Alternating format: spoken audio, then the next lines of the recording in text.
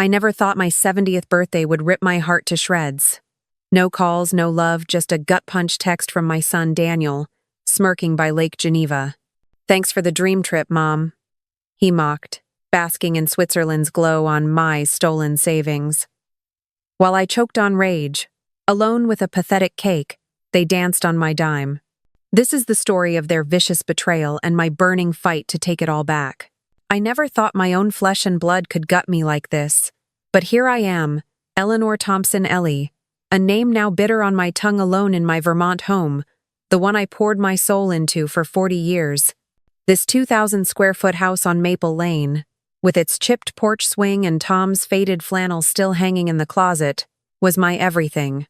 I raised Daniel here, wiped his tears, sold my mother's ring to cover his college loans. Every crack in these walls holds a memory. Tom's laugh, Daniel's first steps, our Christmas lights glowing against the snow. I gave my life to this family, every dollar, every sleepless night, believing love was my legacy. But that Switzerland text from Daniel and his conniving wife Claire tore it all apart. They didn't just steal my $50,000 savings, they ripped out my heart and danced on the pieces. "Mom, you're our rock." Daniel had lied last month, his eyes dodging mine across this kitchen table. Claire's voice dripped venom disguised as honey. "This trip's for all of us, Ellie. You'll see." I signed their papers, my hands trembling, trusting the son I'd carried through hell. Now, the silence screams louder than the wind rattling my windows. They think I'm a frail old widow, too shattered to fight. They're dead wrong. This is my story of clawing back from their knife in my back, and it starts with the lies they thought I'd never uncover. The betrayal cut deeper than I ever thought possible, a jagged wound that bled out every ounce of trust I had left.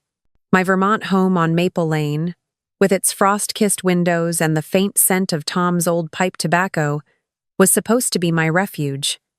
But Daniel and Claire turned it into a battlefield.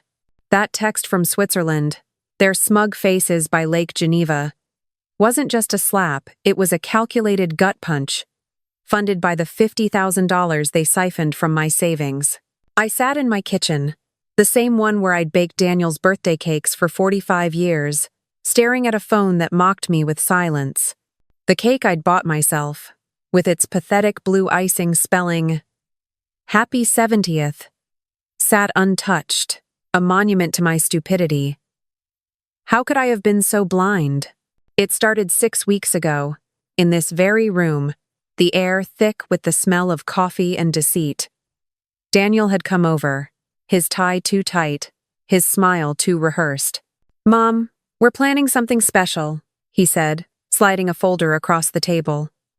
Claire, her nails polished to a predatory gleam, leaned in, her voice dripping with fake warmth.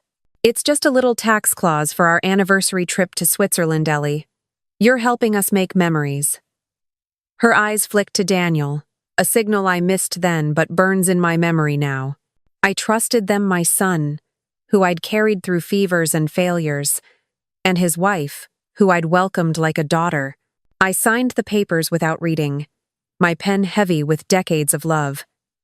"You're the best, Mom," Daniel said, his voice flat, already halfway out the door. I didn't see the folder again.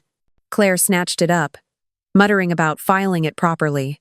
Days later, I tried logging into my bank account, my nest egg, built from 40 years of waitressing and pinching pennies.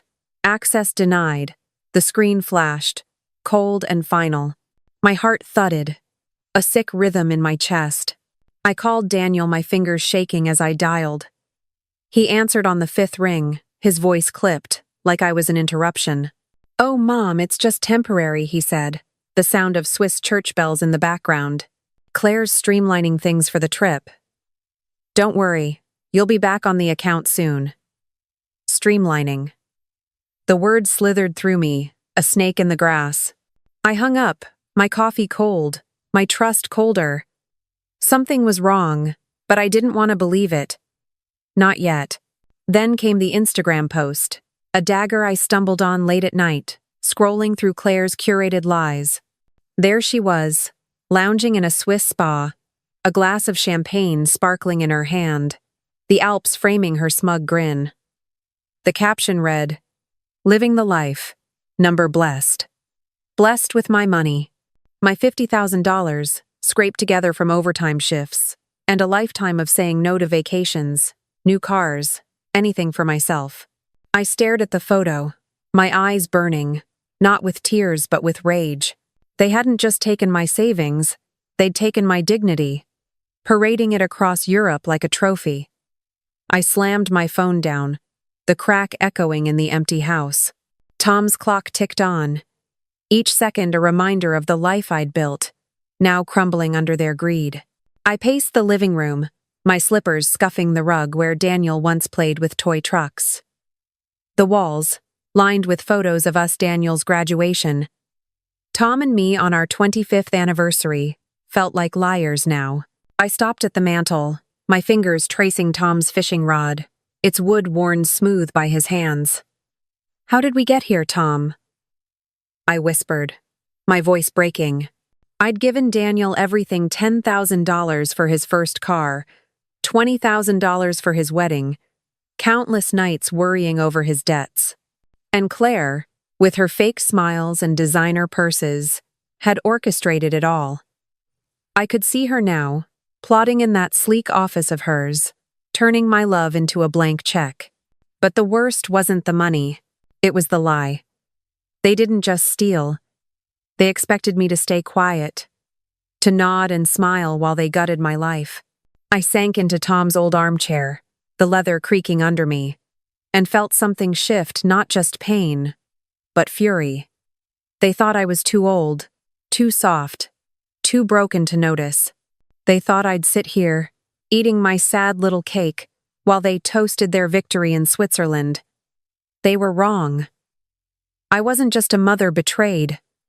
I was a woman ready to fight, and the truth they hid in those papers, the ones they thought I'd never read, was about to come crashing down on them. The betrayal wasn't just a knife in my back, it was a slow, deliberate twist, carving out every shred of hope I had left. My 70th birthday, meant to be a milestone, became a tombstone, marking the death of the family I thought I knew. That night, alone in my Vermont home, the silence was suffocating, heavier than the frost clinging to the windows. The cake I'd bought myself, its blue icing smeared from my trembling hands, mocked me from the kitchen counter. Daniel and Claire's text from Switzerland, their smug faces glowing by Lake Geneva, burned behind my eyes. But the real blow, the one that shattered me, came when I opened my mailbox and found a letter that turned my blood to ice. It was from Green Hills retirement home, a sterile, cream-colored envelope with my name typed in cold black ink. "Dear Eleanor Thompson," it began. "We are pleased to confirm your preliminary placement for immediate residency, effective next month." Immediate residency. My hands shook as I read it, the words blurring through a haze of rage and despair. I hadn't applied, hadn't visited, hadn't even heard of Green Hills. Yet there it was, a plan to erase me from my own life, to shove me into a box while Daniel and Claire cashed in on my home. I sank to the floor, the letter crumpling in my fist, my heart pounding so hard I thought it might break through my ribs. They weren't just stealing my money, they were stealing my freedom, my home, my right to exist. I stumbled to the living room, my slippers catching on the rug where Daniel used to build forts out of blankets. The mantel, lined with photos of happier times, Tom and me dancing at our 20th anniversary, Daniel's toothy grin at his first baseball game, felt like a cruel joke now. I clutched Tom's old watch, its ticking faint but steady, a relic of a love that never betrayed me. "They're throwing me away, Tom," I whispered, my voice cracking in the dark. The tears I'd held back for days finally spilled, hot and bitter, soaking the collar of my nightgown. I wasn't just alone. I was invisible, a ghost in my own story. Then, as if fate wanted to twist the knife deeper, I checked my phone, hoping for a missed call, a sign they cared. Instead, I found an old voicemail from Daniel, time-stamped a week ago, buried in my inbox. His voice was casual, almost bored, like he was ordering takeout. "Hey, Mom, just checking in. We're finalizing the Switzerland plans. Oh, and we'll need to clear out the house when we're back, make it easier for everyone." Clear out the house. My house. The one I'd painted every spring, where I'd nursed Tom through his final days, where every creak in the floorboards held a memory.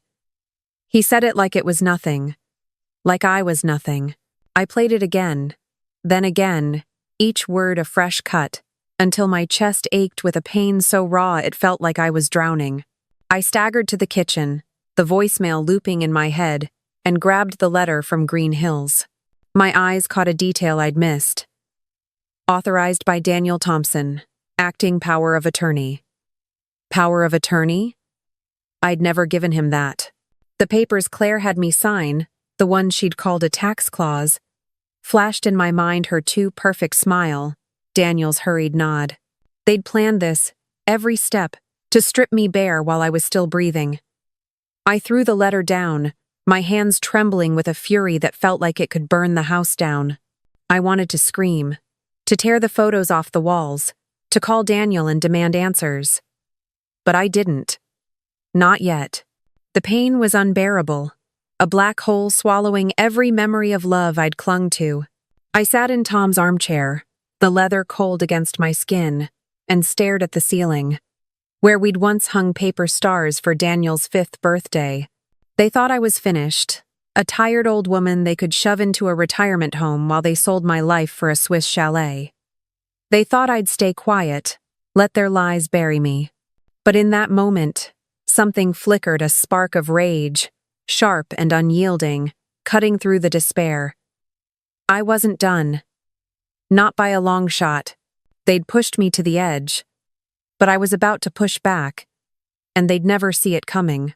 The darkness of that night pressed against me like a weight I couldn't shake. My heart still raw from the letter that branded me a burden, destined for a retirement home I never chose. The Green Hills envelope lay crumpled on my kitchen floor, its words placement, immediate, authorized, searing my soul. Daniel and Claire had turned my love into a trap, their Switzerland trip a glittering mask for their theft. But as dawn broke over Vermont, painting my frost-covered windows with a faint gold, something inside me snapped not into pieces, but into fire. I wasn't ready to be buried. Not yet. My hands, still clutching Tom's old watch, stopped trembling. The ticking wasn't a countdown to defeat. It was a call to fight. I drove 2 miles to Maggie O'Connell's house, my knuckles white on the steering wheel. Maggie, a retired paralegal with a gaze sharp enough to cut through lies, had been my friend since we organized bake sales at the community center in the 80 seconds. Her porch smelled of cedar and coffee, a stark contrast to the sterile betrayal of my own home. I didn't knock. I just walked in, the letter from Green Hills clutched in my fist. "Maggie," I said, my voice hoarse but steady. "They're trying to erase me." She didn't blink, just set her mug down and motioned me to her cluttered dining table, papers and old legal pads strewn across it like battle plans. "Tell me everything," Maggie said, her voice low, like she'd seen this kind of treachery before. I spilled it all: the Switzerland text, the signed papers, the locked bank account, Daniel's casual voicemail about clearing my house. When I showed her the retirement home letter, her eyes narrowed. "This is a soft scam, Ellie," she said, tapping the paper with a pen. "They've forged a power of attorney. It's not just your money, they've got their claws in your home." My stomach dropped, the room tilting as her words sank in. "My home?" I whispered, the weight of it crushing. Maggie nodded, her face grim. "I've seen it before. They file quietly, shift ownership, call it logistics. But we're gonna check the county records. Now, lie." We drove to the county clerk's office, a squat brick building off Main Street, the air inside thick with the smell of old paper and bureaucracy. Susan Carter, a clerk with kind eyes but a no-nonsense demeanor, greeted us. I'd known her from church potlucks, her famous pecan pie a staple at every Easter. "Ellie, you look like you've seen a ghost," Susan said, her brow furrowing as I handed her the letter. "I need to see the deed to my house," I said, my voice shaking with a mix of fear and fury. "I think something's wrong." Susan's fingers flew across her keyboard, her face tightening as the screen lit up. She printed a single sheet and slid it across the counter, her eyes meeting mine with a flicker of pity. "This was filed 3 weeks ago. Owner, Claire Thompson, power of attorney, supposedly signed by you." I stared at the deed. My signature scrawled at the bottom, but it wasn't mine. The loops were too sharp, too practiced, not the shaky cursive I'd honed over decades. My knees buckled, but Maggie's hand steadied me. "They forged it," I said, my voice a growl, the rage boiling over. Susan leaned closer, her voice low. "Ellie, this is fraud, but it's messy. You can fight it handwriting analysis, a notary statement. I'll pull the original filing for you." Her words were a lifeline, pulling me from the abyss. I nodded, my jaw tight, the spark of resistance igniting into a blaze. Maggie drove us back, her silence as fierce as mine. "They think you're too old to notice, Ellie," she said, pulling into her driveway. "But they forgot who you are. You raised a son alone after Tom passed. You paid every bill, every tax. You're not weak, you're a damn fortress." Her words hit like a match to kindling. I wasn't the broken woman they'd counted on. I was Eleanor Thompson, and I'd built this life brick by brick. They thought they could steal it with a pen and a smile, but I was done playing their game. As I stepped out of Maggie's car, the Vermont wind biting my face, I felt it a plan forming, sharp and unyielding. They'd pushed me to the edge, but I was climbing back, and their lies were about to meet the truth head-on. The spark of resistance Maggie ignited in me burned hotter with every step I took. But nothing could have prepared me for the moment I realized Daniel and Claire's betrayal wasn't just greed. It was a calculated plan to erase my entire existence. The forged deed Susan uncovered at the county clerk's office, with Claire's name smugly stamped where mine should have been, was a wound that bled rage. My Vermont home, where I'd mourned Tom and raised Daniel through sleepless nights, was no longer mine on paper.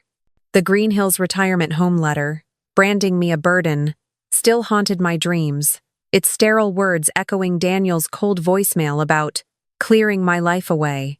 But that morning, as I sat in the Rusty Spoon Diner 3 miles from home, nursing a lukewarm coffee, I overheard a conversation that didn't just break my heart, it set it ablaze with a fury I didn't know I had.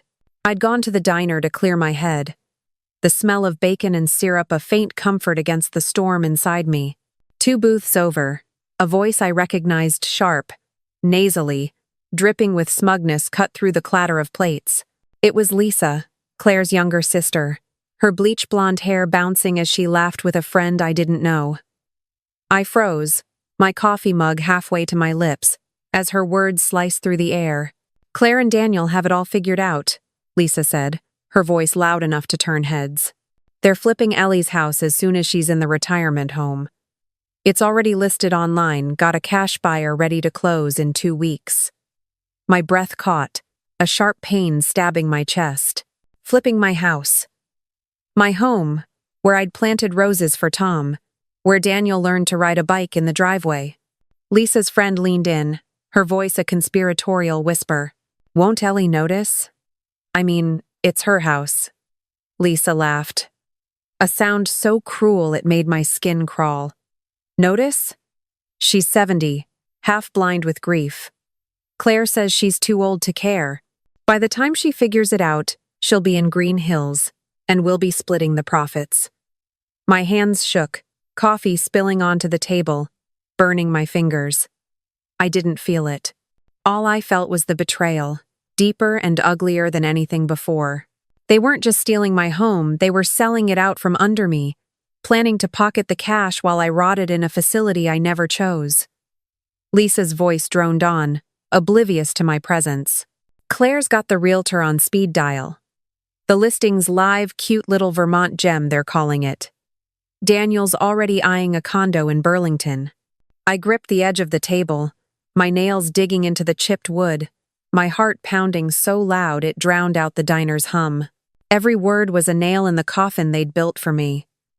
I wanted to storm over, to scream, to tear Lisa's smug grin apart. But I didn't. I forced myself to stay still, to listen, to let their arrogance fuel me. "It's genius," Lisa said, crunching a piece of toast. "Claire forged the power of attorney so clean, no one's asking questions. Ellie's out of the picture, and we're all set." Out of the picture? The phrase hit like a sledgehammer, shattering the last illusion I had about my son. Daniel, the boy I'd rocked through nightmares, was complicit in this. Claire, with her calculated charm, was the architect, but he was right there, signing off on my erasure. I pulled a napkin from the dispenser, my hands trembling but precise, and scrawled a single sentence. "They're selling my home before I'm gone." The pen nearly tore the paper. My anger spilling into every letter. I tucked it into my purse, next to the Green Hills letter and Susan's deed printout. A growing arsenal of evidence. The diner's fluorescent lights buzzed above me, but all I saw was red rage, raw and unyielding, coursing through me like wildfire. They thought I was a ghost, a shadow they could sweep away. They thought wrong. As I stood, my chair scraping the linoleum, Lisa's laughter faded. But I didn't look back. I walked out, the Vermont air sharp against my face. Each step a vow to fight. This wasn't just about a house or money anymore. It was about power theirs to steal, mine to reclaim. They'd underestimated me, counted on my silence, my age, my grief. But I was awake now, and the truth was a weapon they'd never see coming. Maggie's words echoed in my head. "You're a fortress, Ellie." I was. And I was about to fortify my walls, brick by brick, starting with the lies they thought they'd buried forever. The diner's venomous words from Lisa, Claire's sister, still burned in my ears, each syllable a fresh wound.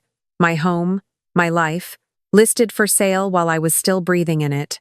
Daniel and Claire's betrayal wasn't just theft, it was annihilation, a plan to erase me while they sipped champagne in Switzerland. The Green Hills retirement home letter, the forged deed with Claire's name, the locked bank account, all pieces of a puzzle I'd been too trusting to see. But now, standing on Maggie O'Connell's cedar-scented porch, the napkin with my scrawled vow, "They're selling my home before I'm gone," clutched in my hand, I wasn't the broken woman they expected. I was a storm gathering strength. And I was ready to strike. Maggie's dining table, littered with legal pads and coffee stains, became our war room. "We're not just fighting for your house, Ellie," she said, her voice sharp as a blade. "We're fighting for you." She called Henry Walsh, a retired lawyer who lived 4 miles down the road, his face weathered but his mind razor-sharp. Henry arrived within the hour, his old briefcase creaking as he opened it on Maggie's table. "They've overplayed their hand," he said, scanning the deed Susan Carter had printed at the county clerk's office. "This power of attorney is a fake, Ellie. The signature's off too clean, not your shaky cursive. We're nullifying it today." His words were a lifeline, pulling me from the abyss of despair into a battlefield I was ready to fight on. We started with the bank. I sat at Maggie's laptop, Henry guiding me through every step to freeze my accounts. "Change every password," he said, his voice steady but urgent. "They can't touch what's locked." My fingers trembled as I typed, reclaiming access to the savings I'd built over decades of waitressing. The screen flashed. Access restored, and for the first time in weeks, I exhaled. But the house, the heart of my life, was still in Claire's name. Henry pulled out a stack of forms, his pen circling key lines. "We're filing to contest the deed transfer," he said. "Fraudulent power of attorney. Lack of consent. It's a slam dunk if we move fast."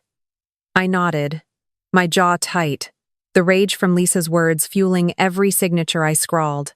Susan Carter at the county clerk's office became our secret weapon. I returned to her desk, the air heavy with the scent of old paper and justice.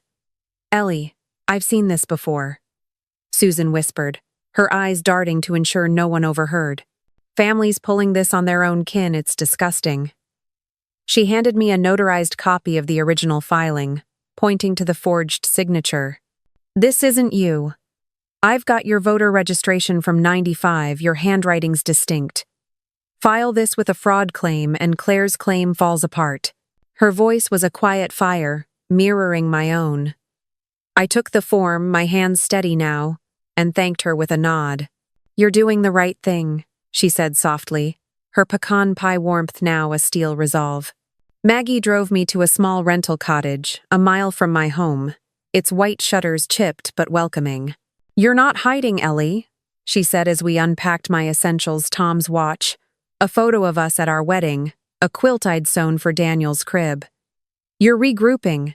The cottage smelled of pine and possibility, a stark contrast to the betrayal staining my old home. I set up a new bank account, transferred my pension, and locked Claire and Daniel out of every digital trace of my life. Each click felt like a brick in a new fortress, one they couldn't breach. Henry filed the fraud claim that afternoon, his briefcase snapping shut like a declaration of war. They'll get notice when they land, he said, a grim smile tugging his lips. Let's see how they like losing control. As I stood on the cottage's porch, the Vermont wind whistling through the pines, I felt the weight of my pain shift into power. Daniel and Claire thought they'd buried me in that retirement home letter, in their forged papers, in Lisa's cruel laughter. They thought I'd stay silent, a ghost in their scheme. But I was awake, armed with evidence and allies who saw me for who I was, not a victim, but a fighter. The house might still be in their name on paper, but not for long. I was reclaiming my life, piece by piece. And when they returned, they'd face a truth they couldn't outrun. The fire Maggie and Henry kindled in me burned brighter with every form I signed, every password I changed, every piece of my life I clawed back from Daniel and Claire's greedy hands. Their betrayal forging my signature, locking me out of my accounts, plotting to sell my Vermont home while shoving me into a retirement home, had pushed me to the edge of despair. But now, standing on Maggie's porch, a half-mile from the house they thought they'd stolen, I was no longer the broken woman they'd counted on. The deed was contested, the fraud claim filed, and my home was sold not to their cash buyer, but to a young family who'd sent a handwritten note about starting fresh. As the sun dipped low, casting long shadows across the Vermont pines, I waited, my heart pounding with a quiet, searing resolve. Today, Daniel and Claire would face the wreckage of their lies. At 4:15 p.m., a black SUV rolled up to my old driveway, its tires crunching the gravel I'd swept 1,000 times. Daniel stepped out first, his sunglasses perched arrogantly, dragging a sleek suitcase that screamed Switzerland. Claire followed, her designer scarf fluttering, popping gum like a teenager, oblivious to the storm waiting. Their kids, sullen and glued to their phones, trailed behind, their matching travel hoodies absurdly out of place. I watched from Maggie's sunroom, hidden behind lace curtains, a mug of chamomile tea cooling in my hands. Maggie sat beside me, her knitting needles clicking softly, her eyes glinting with anticipation. "Here it comes," she whispered, her voice a low growl of satisfaction. Claire strutted to the front door, her key flashing in the fading light. She jammed it into the lock, her confident smirk faltering when it didn't turn. She tried again, harder, her gum popping, stopping cold. "Daniel? What the hell?" she snapped, her voice sharp enough to cut glass. Daniel pushed past, his own key failing, his face twisting from annoyance to confusion. I leaned forward, my pulse racing, a thrill of justice surging through me. The sold sign on the lawn gleamed, the new owner's name Miller painted boldly on the mailbox. Claire pounded on the door, her knocks echoing unanswered, her scarf slipping as her composure unraveled. "This is a mistake," she hissed, pulling out her phone, scrolling frantically. Daniel dialed someone, his voice rising with each unanswered ring. "Pick up, damn it," he muttered, pacing the porch where I'd once rocked him to sleep. I imagined the voicemail he'd hear Henry's calm, unyielding tone. "This is a legal notice. The property at 23 Maple Lane has been sold by its rightful owner, Eleanor Thompson, due to fraudulent transfer by Claire Thompson. Maggie's needles paused, her lips curling into a grim smile. "Wait for it," she said, her voice barely a whisper. Claire's face crumpled, her phone slipping to the porch with a clatter. "No, no, no," she gasped, her voice breaking into a sob that wasn't sadness but panic. She turned on Daniel, shoving him hard. "You said it was foolproof. You said she'd never know." Daniel staggered, his sunglasses falling to the ground, his jaw tight with a mix of fear and fury. "I didn't know she'd fight back," he shouted, his voice cracking. The boy I'd raised now a stranger drowning in his own lies. The kids froze, their phones forgotten, their eyes wide as the truth sank in. No one answered the door. No one explained. The house, my house, stood silent, its new curtains fluttering in the windows I'd cleaned for decades.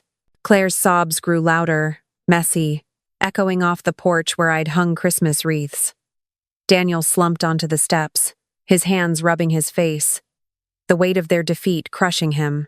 I watched, my tea cold, my heart steady not with joy, but with a fierce, quiet peace. They'd thought I was too old, too frail, too broken to stand up.